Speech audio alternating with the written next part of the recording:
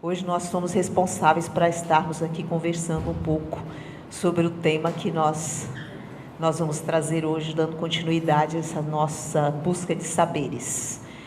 E aí nós vamos iniciar com uma música que ela não é muito tranquila, assim, né? É uma música até agitada, se a gente pensar. Mas ela serve para a gente pensar. Isso é o que importa, tá bom? Então nós vamos iniciar permitindo que estejamos aqui por inteiro, né? Por inteiras, marcando a nossa presença. E nós vamos ouvir essa música, que é uma poesia muito linda. É Nando Reis e Samuel, do Skank. Eles compuseram essa música e eu acho na voz do Samuel muito mais linda. Mas para poder honrar o Nando, eu trouxe com os dois. Mas eu gosto muito com o Samuel.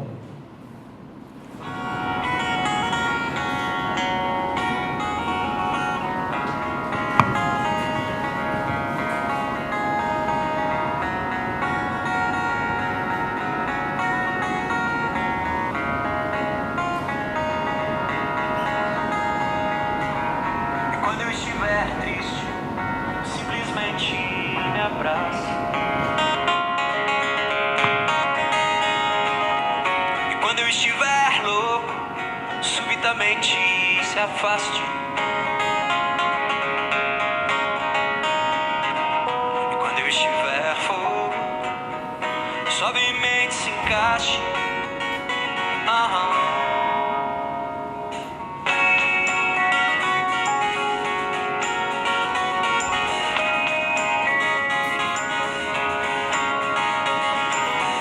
E quando eu estiver triste, simplesmente me abrace.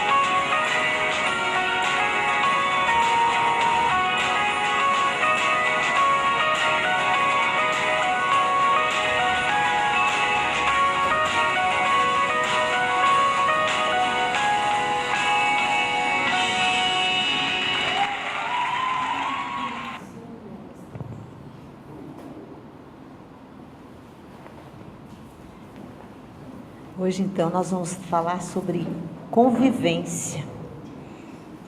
Acho que o Nando, de uma certa forma, fala isso, né? Fala de uma forma poética, mas ele fala disso. Nós vamos falar sobre convivência e nós vamos estar... Nosso tema hoje é dialogando com a metodologia da convivência. E aí nós trouxemos alguns recortes, né? Nós estamos trabalhando a metodologia, essa teia da convivência, de um livro do Jesus, que nós já apresentamos na nossa referência bibliográfica, que a gente publicou lá para vocês. Nós trouxemos alguma coisa desse material, porque ele é muito rico, não daria conta de uma única aula. E nós trouxemos alguns temas para a gente conversar sobre, e nós demos como a teia da convivência passa por, né? Estava no subtítulo ali, né, Lourdes? A teia da convivência passa por. E aí ela passa pela cooperação, pela esperança, pelo aprender, pelo interesse, por novas possibilidades, pela participação, pelo valor e pela alternância. Nós vamos falar de alguns, de todos, um por um, né? O que é a cooperação, né? O exercício do autoconhecimento para abrir-se ao outro, né? A cooperação. Eu não posso cooperar se eu não me conhecer. Se eu não permitir me conhecer. Como é que eu vou cooperar com o outro se eu não cooperei comigo mesma, né? Então, essa teia passa sempre pela nossa vivência, pelas nossas experiências. O facilitador é alguém que experimenta primeiro. E quando nós, em um grupo, eu coloquei isso, né? Que eu experimentei o tema de um dos grupos, porque cada grupo nós trabalhamos um tema. Eu experimentei numa noite em que eu chorei aquela noite, muito, conversando com a minha existência para poder conseguir trazer aquele tema para o grupo. Mas se eu não ultrapassasse as dificuldades e colaborasse comigo mesma, eu não seria capaz de facilitar aquele grupo, porque eu ainda não havia encontrado comigo mesma. Então, a cooperação também passa por nós. E a esperança, né? A esperança, a gente colocou aqui como a essência da nossa humanidade. Essa, alinhada ao otimismo, facilita a convivência. A esperança nos move, né? Quando nós atendemos alguém, vocês que são da assistência, quem é da educação, quando você atende alguém que aparentemente parece que não tem perspectiva, um aluno que às vezes é muito difícil no relacionamento, na convivência, se o profissional da educação ele não tiver esperança e não conseguir visualizar além do aparente, ele não vai construir um caminhar pedagógico com aquela criança, com aquele adolescente, para ele ultrapassar. Então, a esperança nos move. Se nós estamos aqui hoje, sentados, conversando, buscando conhecer outros saberes, é porque nós temos esperança de transformar algo, senão não estaríamos aqui.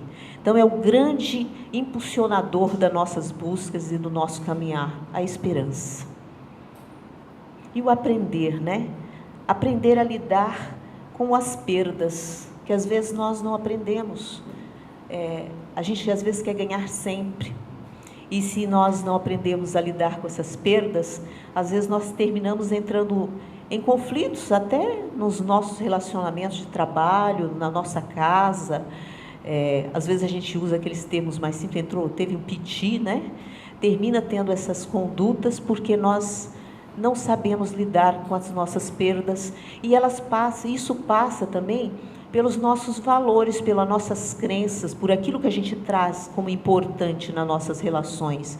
E se eu não souber abrir mão delas, hoje eu vinha conversando com o Álvaro, né? A gente vem junto, o Álvaro, eu e a Priscila, sobre isto, porque nós tivemos uma situação em que a fala de uma pessoa não se encaixou naquilo que eu esperava.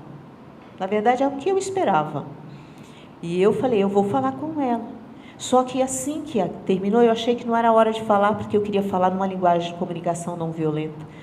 E eu não seria violenta, lógico, eu iria falar com um tom suave, mas naquele momento seria violento para aquela pessoa, mesmo que eu abordasse de uma forma mais educada.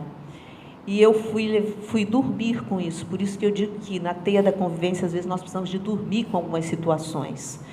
E no dormir com essa situação, uma outra pessoa me abordou na teia da convivência, porque estava em um pequeno conflito existencial pelo um convívio não muito agradável com uma colega. E aí ela quis partilhar comigo. E ao partilhar comigo, eu simplesmente tive a resposta de como falar com a moça.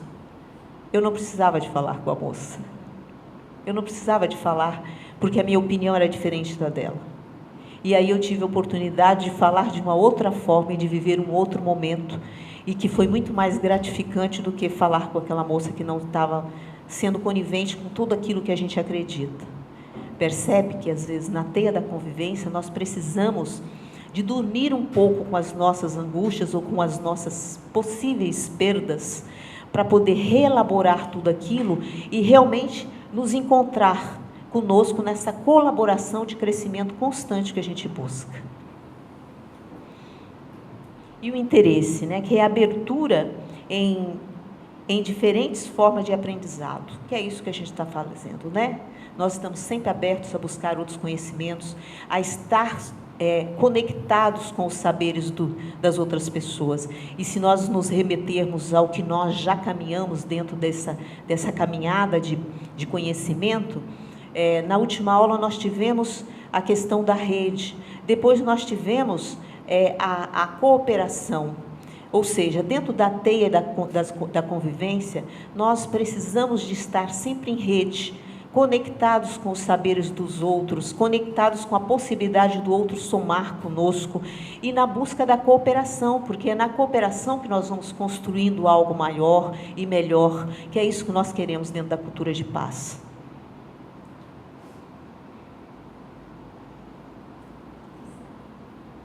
As novas possibilidades de lidar com as nossas emoções e com a do grupo, né? Essas novas possibilidades. Quando nós estamos facilitando um grupo, nós entramos em contato com as nossas emoções, mas as emoções do grupo vêm, elas vão emergir, e é aquilo, a gente inicia um processo circular, nós trazemos algo para motivar aquele momento, aquela conversa, aquela contação de histórias, aquela troca empática, mas nós não sabemos o que o grupo vai querer conversar. E é no decorrer dessa convivência que nós vamos construindo as nossas perguntas para facilitar todo aquele encontro. Existem livros até que trazem relações de perguntas, mas eu sou daquela que nós construímos as perguntas conforme vamos convivendo. Eu não posso levar uma pergunta pronta, porque eu não sei o que as pessoas vão trazer. E é na escuta do que essas pessoas partilham e convivendo com elas naquele momento, seja de muita alegria ou de muitas dores, porque a gente partilha as dores também, é que nós vamos construir tudo isto. E a participação, né? É um sentido de pertencimento a uma coletividade. Ou seja, eu preciso de participar, mas eu também preciso me sentir parte daquilo, pertencer àquele grupo, pertencer àquele momento, àquela situação. E aí eu chamo de o estar por inteiro, porque às vezes nós não colaboramos conosco em estar por inteiro no local, em algumas situações, e às vezes nós não sentimos pertencentes àquilo, mas nós não passa pelo nosso querer estar ali. Né? Então, a participação também passa por desejar nos doar por inteiro naquele momento. E o valor, né? Acolhimento do outro em sua humanidade, o valor que o outro traz, o valor que o outro tem, que a pessoa que está ali conosco tem. Então, nós precisamos de acolhê-la no valor que ela traz, no valor da sua existência, daquela construção humana que ela já conseguiu fazer. E isso se nós não estivermos alinhados com a esperança, nós não acolhemos as pessoas no valor que ela traz. Porque às vezes o valor que ela apresenta para nós é um desvalor, se nós entrarmos no dual, porque eu evito o dual. dentro dessa construção, nessa teia, para mim o dual não pode fazer presença, porque não existe o bom ou ruim, ou mal ou bom, mas existe um caminhar nessa busca de crescimento. Então, o valor, se nós não acolhermos essas pessoas do jeito que elas chegam, nos valores que elas trazem, com a esperança, porque nós visualizamos a possibilidade do que ela será, nós poderemos entrar no julgamento. E aqui eu gostaria até de trazer algo que me fez, nessa manhã, ficar repensando a aula, nessa manhã, bem manhã, né? Devia ser umas 5 ou até menos, repensando, e eu fui encontrando fragmentos dessa caminhada, nessa teia de esperança, mas nessa teia de construção profissional, e eu encontrei uma pessoa que nós atendemos no Instituto, e essa pessoa foi vítima de violência doméstica. Por uns 20 anos, ela sofreu violência doméstica, e caminhava com aquele homem, tendo 2 filhos, e um dia, ela, quando apanhou muito, ela conseguiu fugir, porque ela, com certeza, ela disse que ela iria morrer naquele dia. Ela conseguiu fugir. Quando ela chegou numa casa que a acolheu, de uma pessoa da família, ela se olhou no espelho. Quando ela olhou-se no espelho, ela falou assim, eu me vi tão acabada, que eu falei, eu não posso continuar com isso. Aí ela cortou essa teia, mas a teia que a matava.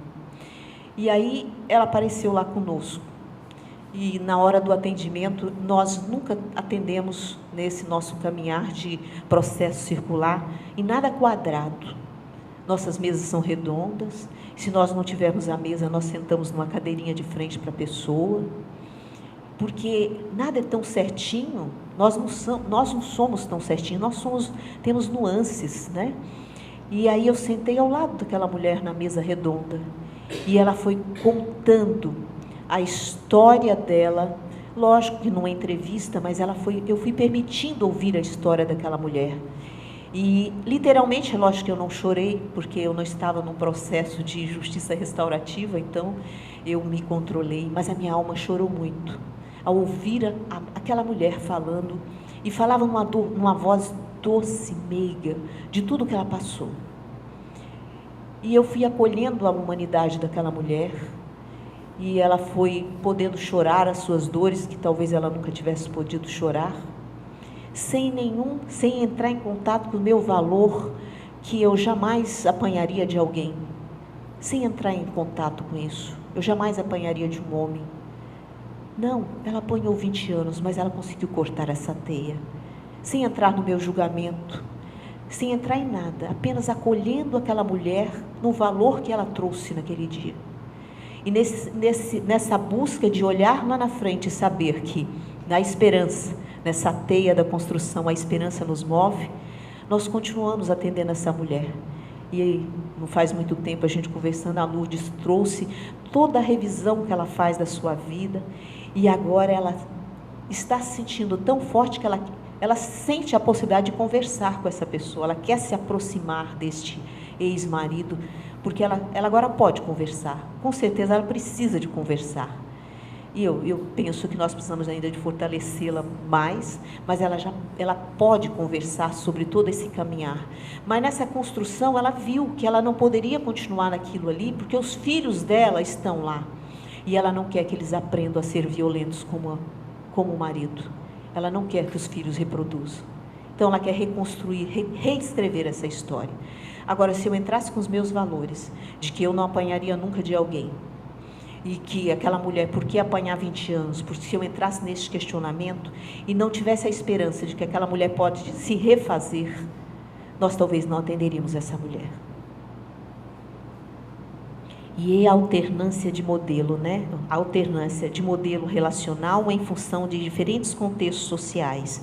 E aí acontece a família, a escola, a comunidade, o trabalho, são os vários momentos onde a convivência acontece.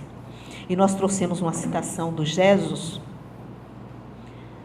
a construção da convivência, gostemos ou não, estejamos conscientes ou não, realiza-se em contextos sociais muito diferentes e com objetivos e estratégias nem sempre coincidentes. Ainda que, tradicionalmente, a família e o sistema educacional tenham exercido a responsabilidade quase exclusiva dessa tarefa, hoje sabemos que a missão de construir uma sociedade convivais compete ao conjunto da sociedade. Assim, de modo algum, se pode delegar essa responsabilidade exclusivamente ao sistema educacional, mesmo que a tenha e seja enorme, nem à família. Ou seja, nós sabemos que a convivência inicia na família, que a escola é o grande caminhar da convivência, mas nós não podemos mais deixar a responsabilidade só para a escola, que a gente sabe quanto que os professores hoje trazem as dores por sentir uma carga deles terem uma carga muito maior do que aquela que é de ser um educador. Então, e aí nessa teia da convivência e na busca dos parceiros, de buscar a rede, nós somos corresponsáveis nessa construção do caminhar das crianças, dos adolescentes e daqueles que passam por esses momentos.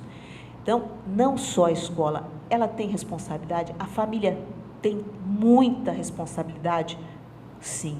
Eu até coloco que a grande base ainda é a família, sim. Mas nós não podemos deixar mais a responsabilidade da escola tudo isso, porque é muito fácil depois entrarmos no condenatório, falar que aquele ou aquela não conseguiu nada porque alguém não fez, e aí a nossa responsabilidade também não o fizemos. E aí eu me remeto à aula do Herbert, onde o Herbert falou de que a questão da violência, se a violência está acontecendo no Oriente, e nós falamos que para nós tudo bem, porque está longe de nós, ela também pode chegar aqui. E se nós nos remetermos à história do Brasil, algumas décadas, quando assistíamos jornais televisivos e até o escrito, nós víamos várias situações de violências acontecendo nas cidades do Ocidente. E aí a gente falava, eu ouvi algumas vezes algumas pessoas falando assim, ai, que bom que nós estamos no Brasil, que é um país de paz, um país tranquilo. Só que aquilo que nós víamos naquela televisão, que acontecia no país que era distante de nós, está acontecendo aqui agora. E aí a gente remete, nós nos remetemos àquela aula. O nosso compromisso com a paz não pode ser porque ela está longe de nós, a guerra está longe de nós, então nós não precisamos nos compromissar. Talvez se tivéssemos feito algo naquela época, nós não estaríamos vivendo o que estamos vivendo hoje, porque nós achávamos que nós estávamos na paz. Então, esse compromisso passa, essa teia da convivência passa por ser solidário, porque se está acontecendo lá, pode acontecer aqui, mesmo que não aconteça. Nós precisamos de construir, caminhar, construir formas de fazer para superar ou prevenir para que essas coisas não aconteçam. Então, nós estamos ainda num tempo que há possibilidade de fazer, por isso estamos aqui. E normalmente, esse encontro, esse grupo, na adolescência acontece muito isso, né? Na teia da convivência, os adolescentes se reúnem em grupos e com objetivo comum, né? E, às vezes, até rejeitam o outro que é diferente daquele grupo. Isso acontece muito, né? E dentro da escola, hoje, nós precisamos trabalhar muito isso nos ciclos para evitar o bullying, né? Porque nessa busca de estar num grupo, ou não sei, outros nomes que às vezes eles dão, né?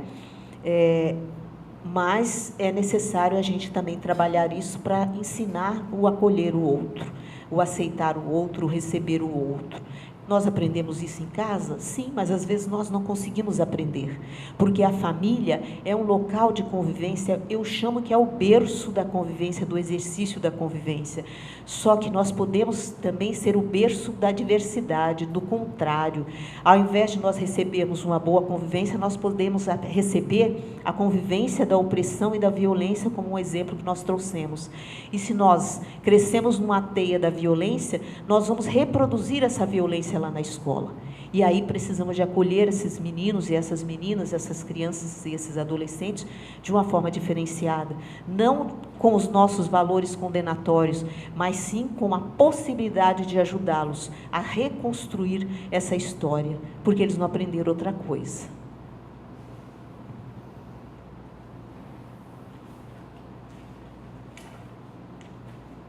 Os espaços de lazer, né?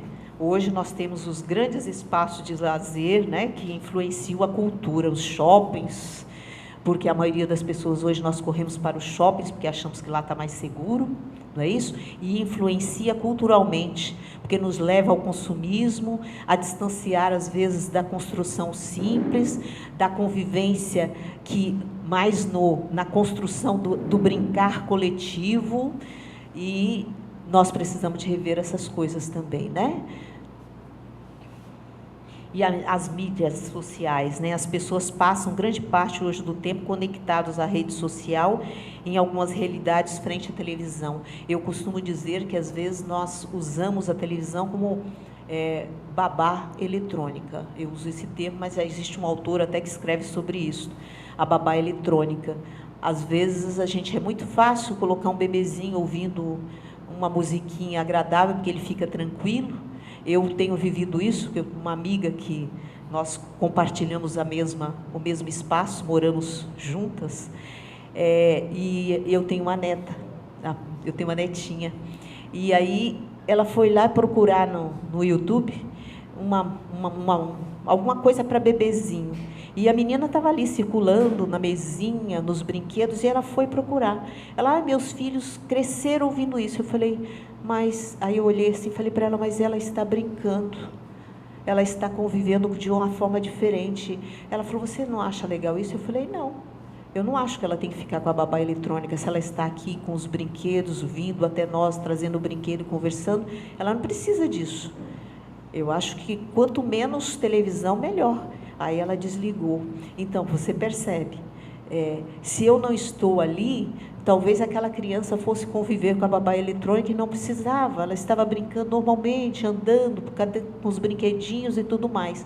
Então, nós precisamos rever isso, porque se a criança está agitada por alguma situação, alguma coisa está acontecendo. Nós precisamos nos aproximar para entender o que aquele corpo está falando, porque algo ele está falando para nós, porque se não era assim, então hoje tem algo de diferente. E aí é que nós ensinamos nessa teia da convivência o diálogo. Porque se eu chego para uma criança que já há a possibilidade de entender os seus sentimentos e perguntar o que você está sentindo, o que está acontecendo, eu estou ensinando essa criança a visitar os seus sentimentos e explicar, mesmo que ele ainda não tenha vocabulário, mas explicar isto. E uma criança que aprende a explicar e a visitar os seus sentimentos e a falar do que sente, na teia da convivência, ela terá uma comunicação não violenta, porque ela será dona de si. Ela vai saber, agora eu estou sentindo raiva, eu estou assim porque eu estou com raiva. E ela vai conseguir elaborar isso para conversar. Então, é conosco, é com a família, é naquela pequenez do ser pequeno mesmo, por idade, que a gente ensina isso.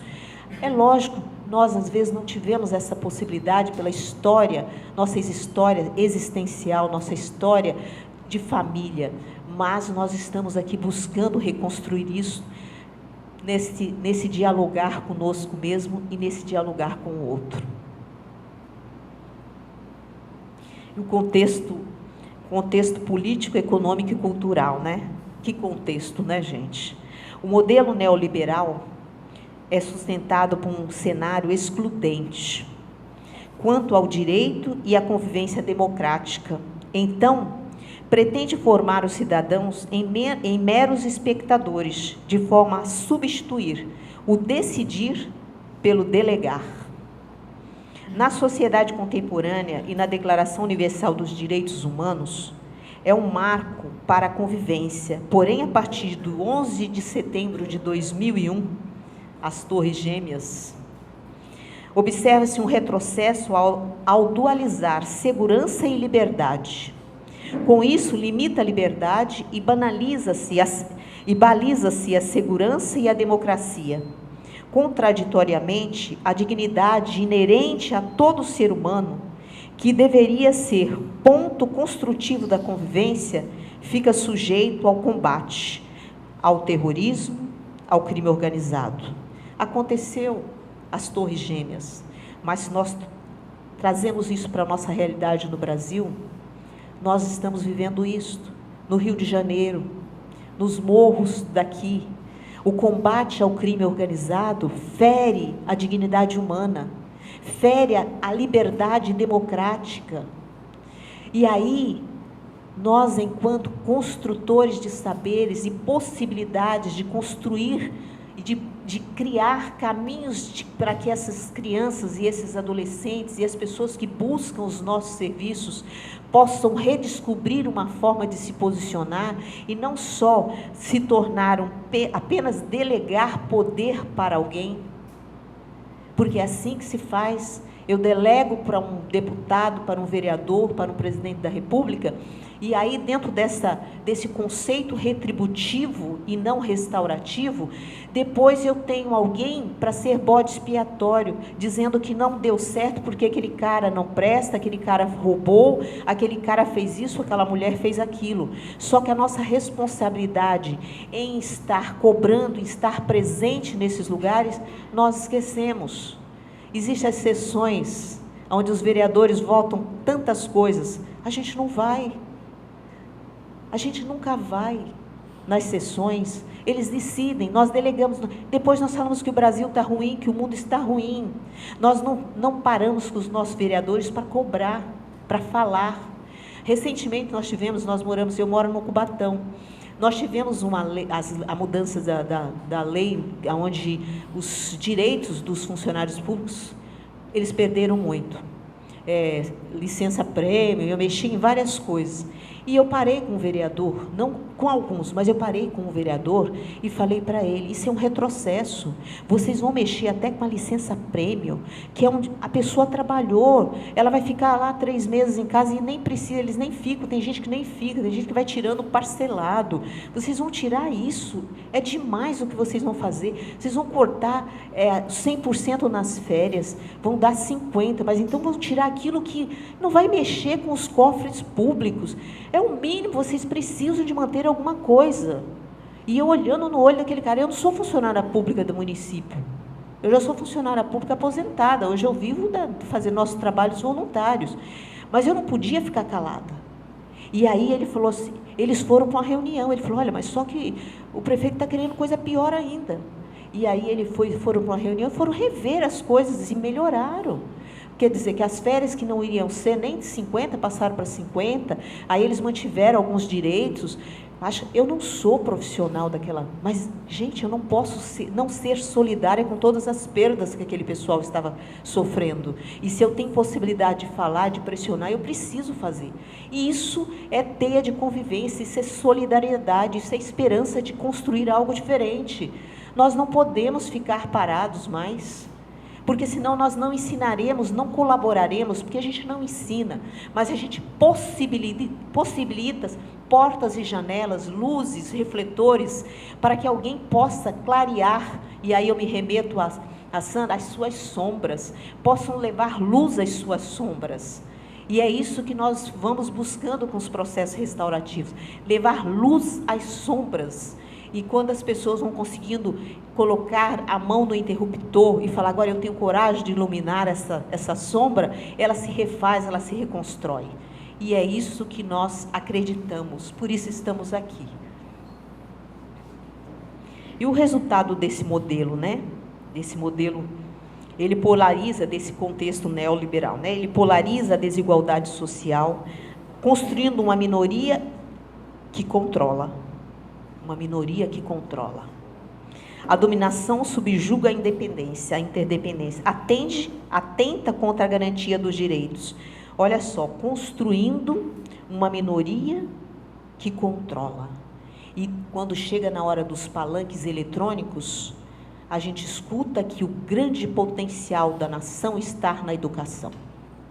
E aí a bandeira é que precisamos ter salários dignos, porque o grande potencial está ali. Só que, às vezes, o professor não percebeu que o grande potencial está ali. Porque se o meu grande potencial esse potencial é meu, eu colaboro para construir pessoas, cidadãos, que não vão subjugar, que não vão delegar. E aí nós mudamos essa história. Vai levar tempo? Vai. Então, nossa geração não vai ver, mas eu começo a construir. Porque na esperança desse mundo novo, lá na frente, alguém vai viver esse mundo novo. Agora, eu não posso deixar que alguém diga que eu posso trabalhar de uma forma não tão competente, não tão amante do que faço, porque o meu salário não é digno, e com isso eu não refaço essa história, porque essa dignidade passa pelas minhas mãos, porque eu tenho poder, aí sim, tenho o poder de transformar tudo isso.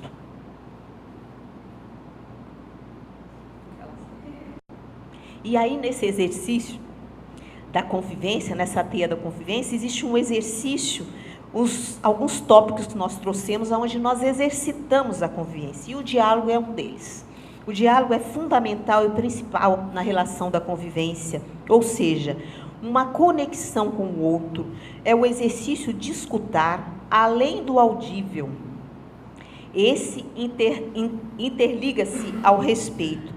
O exercício de escutar além do audível. Eu não sei se nós vamos conseguir fazer isso com vocês, mas nós temos um círculo que nós chamamos do círculo inaudível, aonde nós fazemos todo o círculo no silêncio.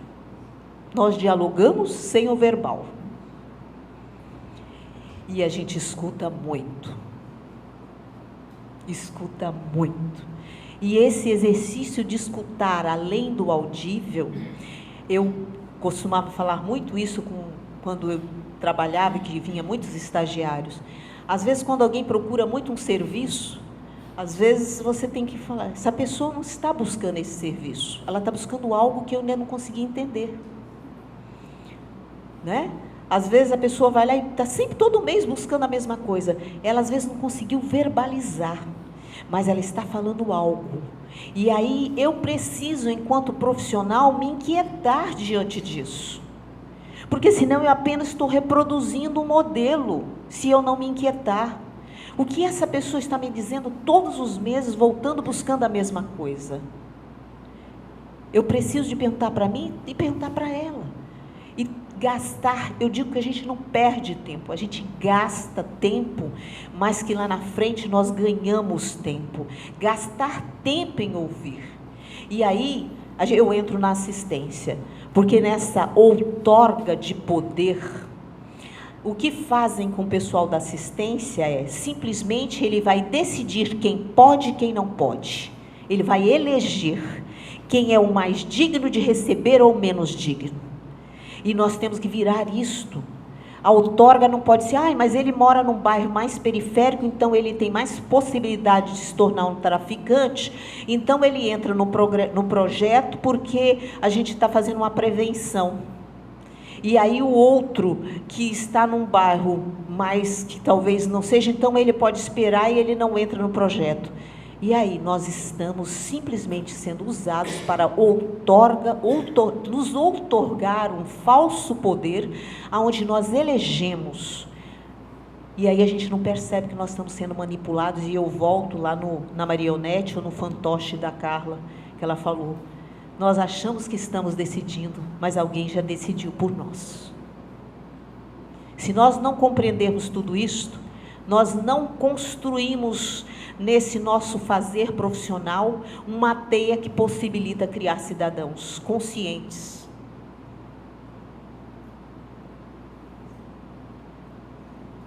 E o respeito, né? Sem o respeito àquela pessoa, eu nem vou ler o que está aqui, que não há necessidade, né? A humildade, né? Abertura para o encontro dialógico, onde o autoconhecimento favorece o acolhimento da humanidade do outro sem subjugar. A humildade. Eu posso estar numa situação de uma falsa outorga de poder, mas eu preciso ter humildade suficiente de acolher aquela pessoa destituída de poder. E aí eu lembro de quando eu trabalhava numa unidade de prisional, que eu trabalhei, E foi um dos lugares que eu fui muito feliz, e aonde eu fazia processo circular também, aonde tudo era proibido, mas nós construímos isto, aonde nós tínhamos que trabalhar com a porta aberta para que o segurança nos visse, e nós passamos a fechar as portas, aonde com uma pessoa e depois fechamos as portas com 40, isso é construção e não se subjugar ao que o outro determinou. E aí, eu lembro nessa humildade, uma amiga, uma colega falava para mim da forma como eu me vestia para trabalhar. Ela falava que destoava do contexto. Eu falava, mas eles merecem essa roupa. Eles merecem essa roupa, eles merecem esse salto. Não era para aparecer. Eu não ia rasgada para eles porque eles estavam no submundo fético, porque fede.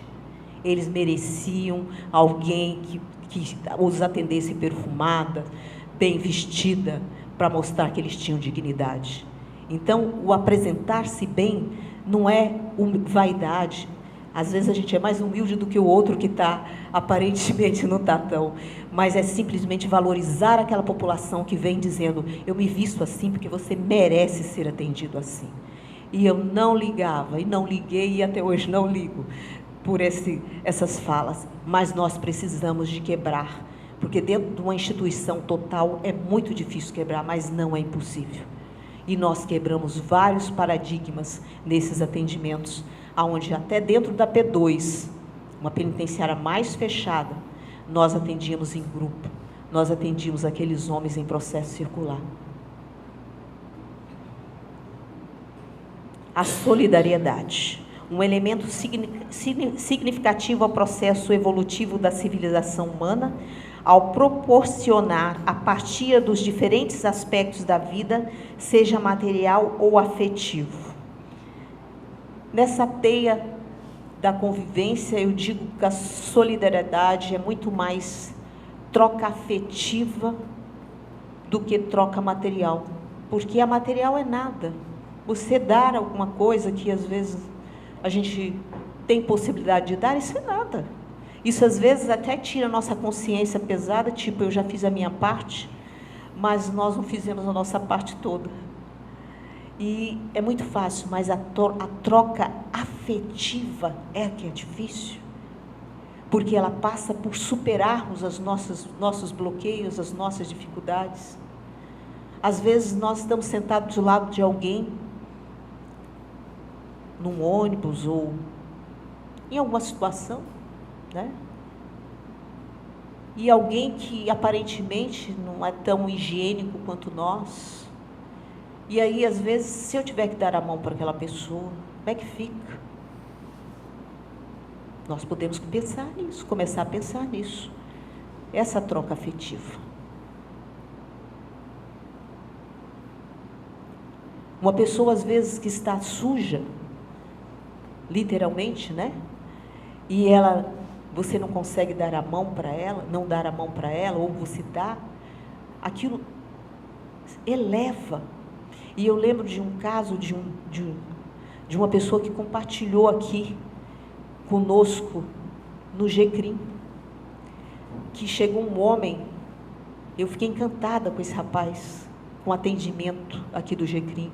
Chegou um senhor, literalmente, ele estava urinado, e exalava um odor muito forte, muito sujo.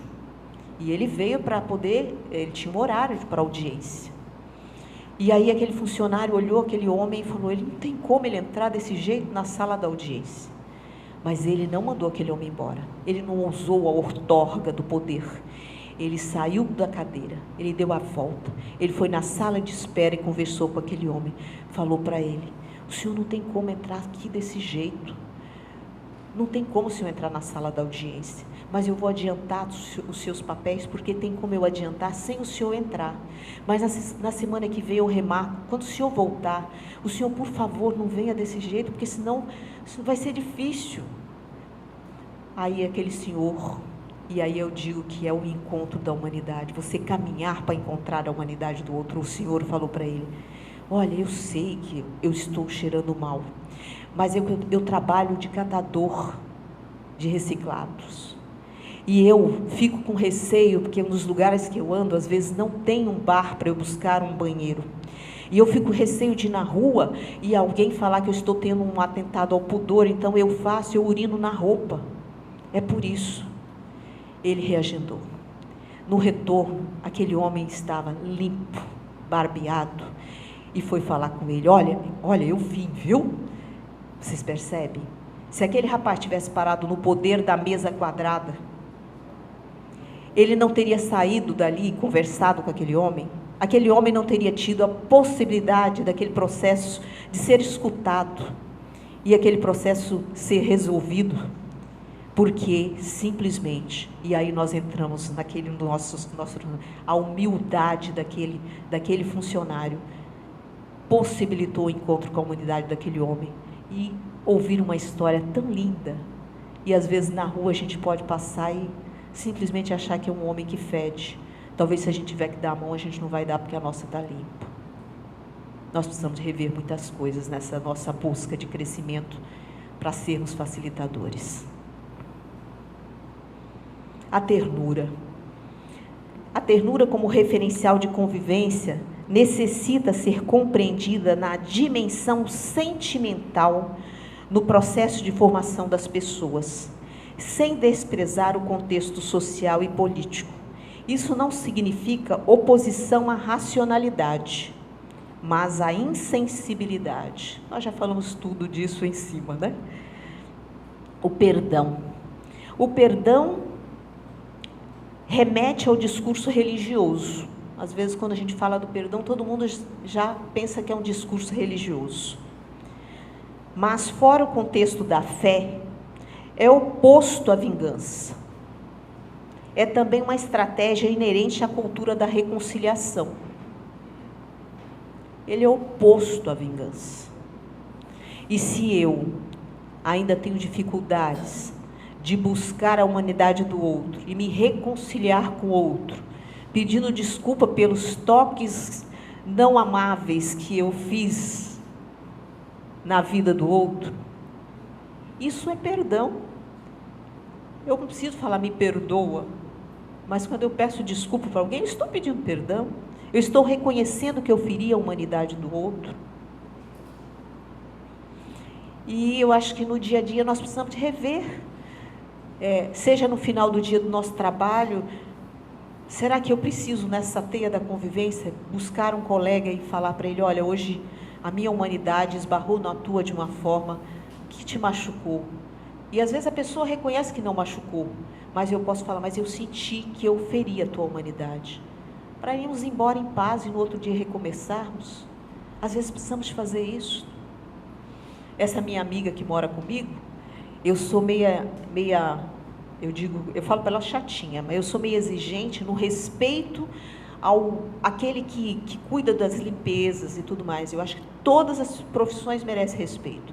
Então, se na minha casa a pessoa está limpando o chão, eu não piso enquanto não seca, porque eu acho que é um respeito àquela pessoa que está lá limpando o chão.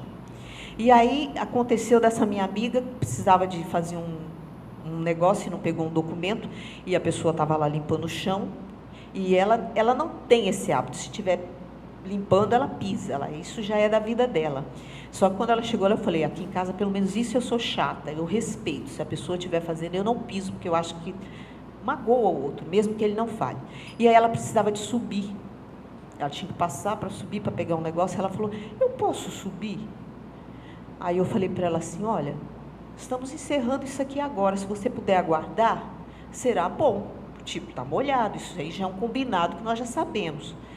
E aí ela ficou quietinha, sentada e foi embora. Daqui a pouco ela falou para mim assim: não, eu estou indo. Eu falei: nossa, ela foi embora sem pegar o que ela precisava. Foi à noite, eu saí, que eu tenho outras atividades. Antes de dormir, eu fui na porta do quarto dela e bati. Ela chegou, eu falei para ela: eu preciso de conversar com você, porque hoje a minha humanidade tocou a sua de uma forma que te machucou. Ela: não. Eu falei: mas eu sinto que eu te machuquei. Porque eu revi esse valor do chão. Eu poderia, que para ela era importante naquele momento, e era muito importante, depois eu fiquei sabendo. Eu poderia ter conversado com a pessoa e falado, eu posso rever, eu não posso ser tão rígida.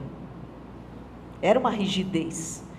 Me possibilitou ver a minha rigidez nesse respeito ao que o outro está fazendo, mas às vezes nós podemos quebrar essa rigidez. E eu fui lá me reconciliar. Ela não estava triste, não. Mas eu, enquanto humana que feri o outro, eu sentia que eu não estava feliz e eu precisava de falar isso com ela para estar apaziguada comigo mesma. Isso para mim é perdão. Isso para mim é viver constantemente o perdão. E precisamos de vivê-lo. Nessa busca de facilitar as dores do outro.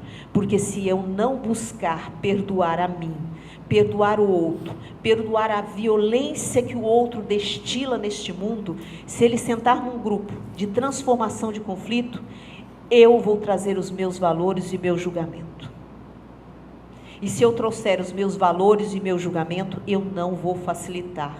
Eu vou manipular o grupo para que o resultado seja condenatório para aquela pessoa.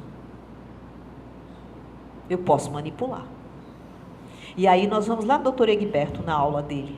Nós podemos usar simplesmente um processo circular, aparentemente de uma forma restaurativa e democrática, de uma forma retributiva e perversa, se nós não nos conhecermos. E o que pode causar a ruptura da convivência? O ódio. É um sentimento que anula a racionalidade e é altamente perigoso para a convivência humana. Traz a necessidade da vingança na relação interpessoal, no âmbito nacional e internacional. A gente vê isso aqui, né? Direto. Hoje, os grandes presidentes das grandes nações, o que eles estão vivendo? O ódio. E se nós não construirmos algo, esse ódio pode virar uma terceira guerra. Pode. E aí, se a gente traz para perto, porque nada pode estar longe do facilitador, senão ele vira apenas, ele busca um objeto de apontar, ele busca o bode expiatório e ele não se rever. Se nós trouxermos para perto, será? E eu preciso de perguntar, será que eu sinto ódio? Eu já senti ódio? O ódio me move para quê? Eu preciso de perguntar isso. E às vezes eu preciso chorar 1 noite, 2 noites, 10 noites, 1 ano, para rever. Ou facilitar para que o outro possa rever. Nesse nosso atendimento da desconstrução da violência aprendida, nós atendemos um rapaz que sofreu, um familiar sofreu um sequestro. E ele teve que desfazer de um patrimônio comercial para pagar o sequestro. Só que quando ele chegou para nós, ele chegou lá porque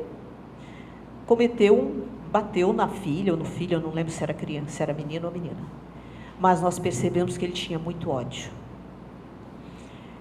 E nós, além de desconstruir a violência intrafamiliar, nós precisaríamos de desconstruir a violência social que estava nele, porque ele poderia cometer um homicídio. Ele estava pronto para aquilo, se ele encontrasse aquele homem. E aí, nessa busca, nós construímos intervenções. Não existe nada pronto. Conforme a humanidade senta ali atrás, nós construímos uma intervenção. E nós construímos uma que foi no penúltimo dia, que eu falei, esse rapaz vai embora daqui com esse ódio. Porque nós fechamos 12 encontros, se nós não conseguimos nos 12 encontros, era o 11º encontro daquele homem. Eu falei, se ele foi embora daqui com esse ódio, ele resolveu na família, mas ele não resolveu no social. E nós construímos uma intervenção, e aquele homem foi sendo acuado, até que ele se rendeu. E posteriormente ele falou, vocês me ensinaram a perdoar. E em nenhum momento nós falamos de perdão nos nossos atendimentos. Em nenhum momento nós falamos para alguém que ele precisa perdoar, porque o verbo imperativo não faz parte de quem é restaurado. A colaboração sim, mas aquele homem disse: vocês me ensinaram a perdoar. E aí nós tivemos a sorte, eu digo, de encontrá-lo depois de uns meses. Ele pegou e compartilhou: eu consegui já comprar um outro imóvel e estou recomeçando a minha vida como profissional comercial. Ou seja, ele tirou o foco e viu que ele tinha potencial para investir e ele já estava se revendo financeiramente. O ódio paralisa. E existe um filme, Código de Conduta, não sei se vocês já assistiram, que para mim eu nem durmo de ver aquilo. Eu assisto porque eu preciso, por causa de tudo que a gente faz. Mas ali mostra o que o ódio é capaz de fazer com alguém. E alguém muito inteligente e com muito potencial financeiro também. O que o ódio faz com o ser humano. A mentira, contrapõe a convivência ao manipular informações.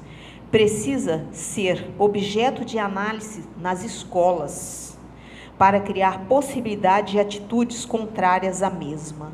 Às vezes a gente acha que aquela mentirinha é melhor do que falar a verdade, porque eu não entro... Depois, quando alguém descobre que aquela mentirinha não era tão verdade assim, cria muito mais problema, E dentro das relações... nas escolas, trabalhar a verdade com o aluno, para que ele aprenda, para que ele aprenda que na verdade, é o olhar no olho, porque a verdade nos possibilita olhar no olho do outro. É na verdade que nós nos construímos. Eu posso falar para o meu colega: eu estou com raiva de você. Se eu construo essa possibilidade na sala de aula, eu posso falar: eu estou com raiva de você. E aí eu vou conversar por que eu estou com raiva. Porque senão eu ensino a mentir para os meus sentimentos. E aí nós trouxemos uma citação também do Jesus, A corrupção debilita a convivência, é uma ameaça à democracia, afeta todos os âmbitos da sociedade, todos os países, ainda que haja claras diferenças entre uns e outros. Nós sabemos, o quanto está aparecendo em todos os setores, E aí, eu costumo falar em uns grupos que eu ando por aí falando, que nós ensinamos a corrupção na nossa casa. É na família que a gente aprende a ser corrupto. Quando nós começamos, às vezes, algumas pessoas falam: se você for aprovado, eu te dou tal coisa.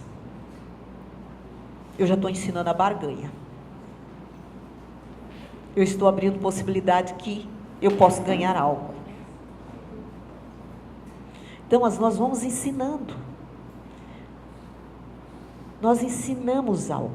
Se você se comportar bem, eu te dou algo.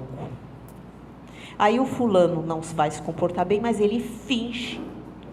Ele passa uma fidelidade que não é real, porque ele quer os prêmios.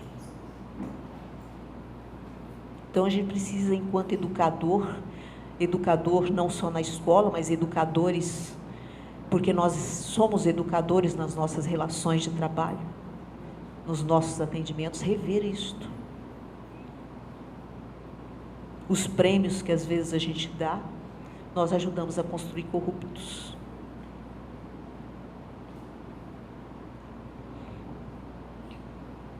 A dominação é sustentada pelo poder através do uso da violência, de forma que rompe os pilares básicos da convivência democrática, dignidade, justiça, liberdade e reciprocidade.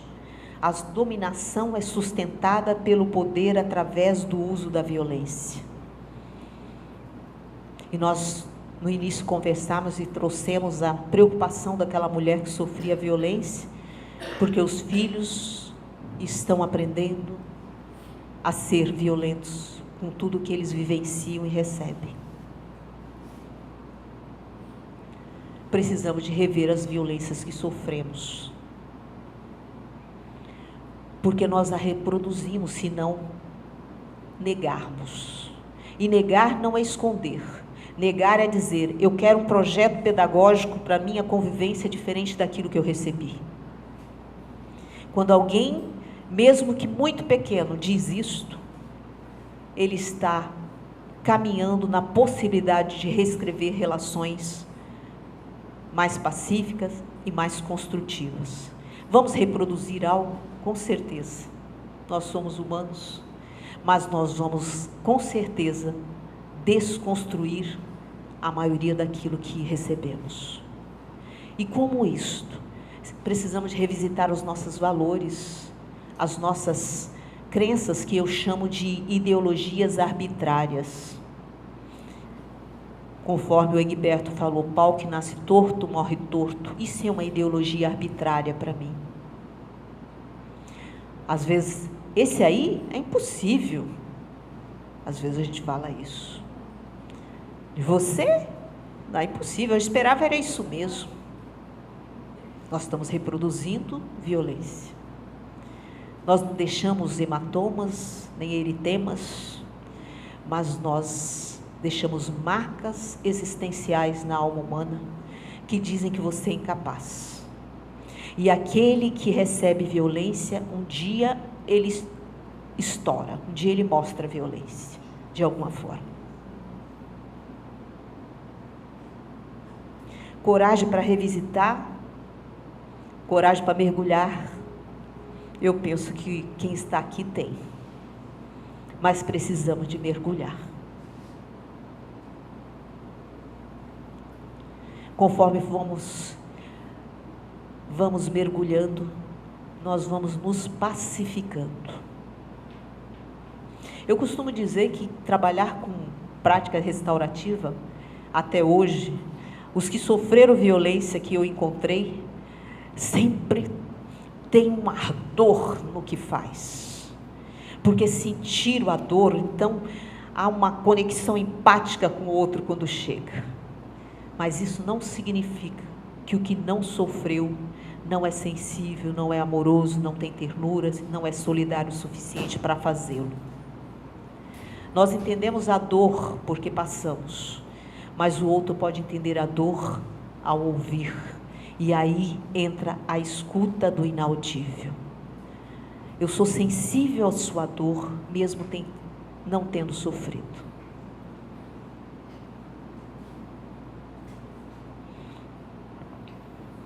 Nós vamos...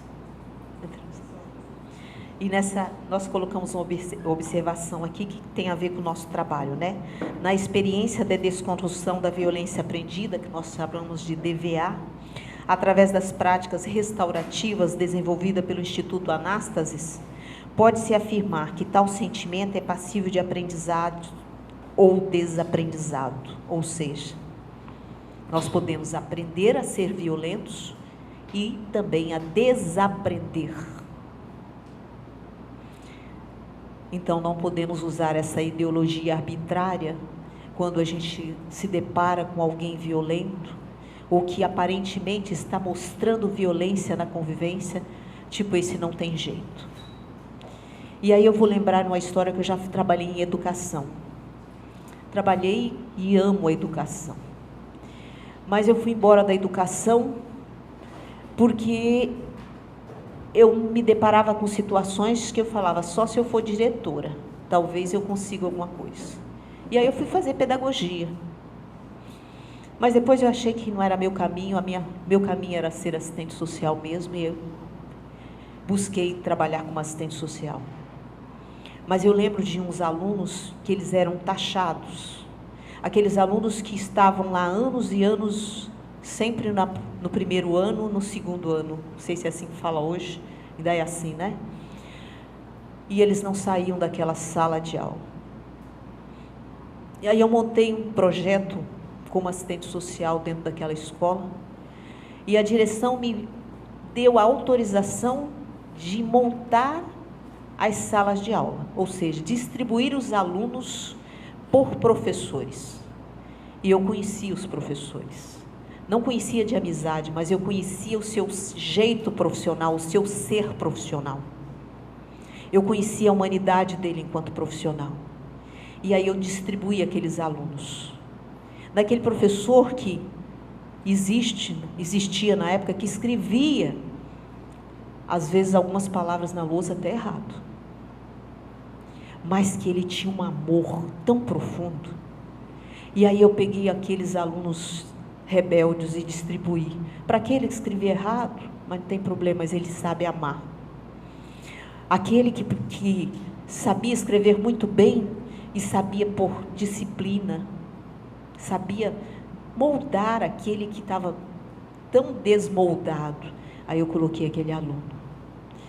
E aqueles alunos, aqueles profissionais, geralmente esses alunos são os que sentam na última fila, parece que assim, já deixa para lá e tudo bem.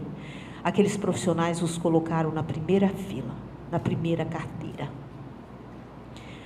E os meninos passaram de ano. E os meninos foram passando de ano. E os meninos foram sendo transformados.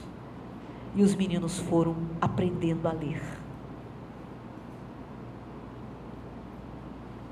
É isso que eu acredito, gente. A esperança para mim é isso. É aproximar daquele que aparentemente é o pior, entrando no dual. Mas acreditando que entre o pior e o melhor existe um caminho. E às vezes esse caminhar, eu preciso de dar as mãos. E às vezes até as duas.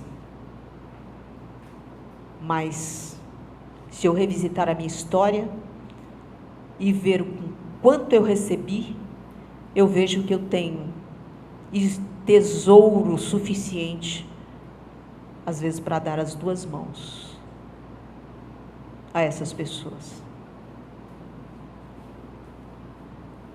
Isso para mim é viver o amor, isso para mim para nós é viver a ternura que o Jesus fala. Isso para nós é viver a busca restaurativa cotidianamente. E aí nós vamos passar um videozinho aqui, que Lourdes, nas suas dormidas, nos nossos planejamentos também transformou, né, Lourdes? Nós tínhamos planejado um, Lourdes trouxe outro. É assim que é a teia da convivência.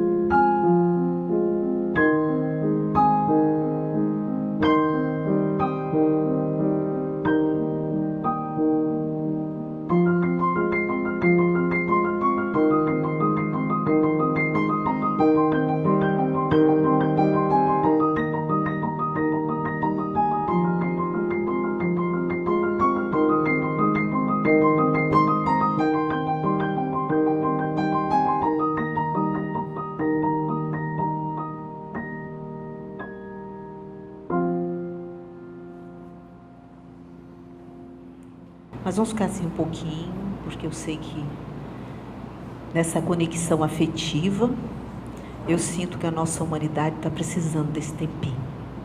Vamos ficar conosco mesmo um pouquinho. E nesse ficar conosco, a gente pode ir respirando, sem guia, visitar a nossa respiração, ficar conosco um tempo.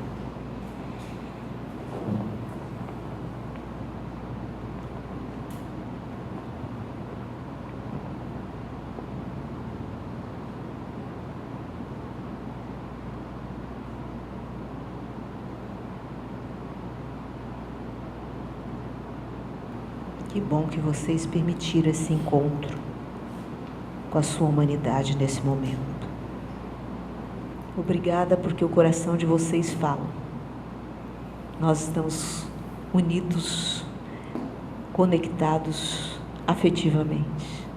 Obrigada, viu? Muita gratidão.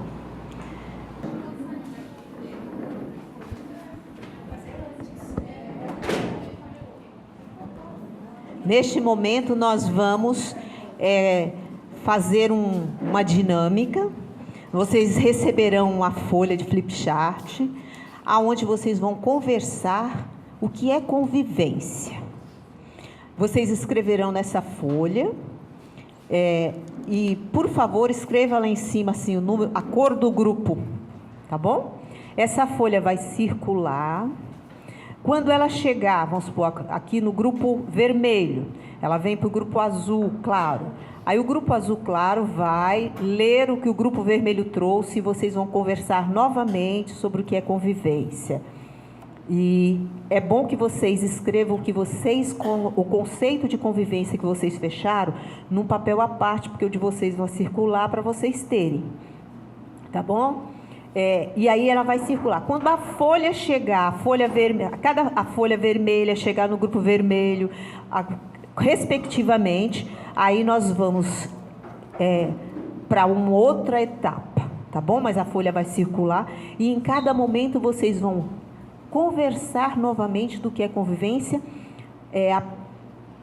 através do que os demais grupos compartilharam. Vocês vão revisitar o conceito e ver o que sai de novo ou se não sai, tá bom? Então, nós vamos trabalhar o que é convivência. Este é o conceito que nós pretendemos construir juntos.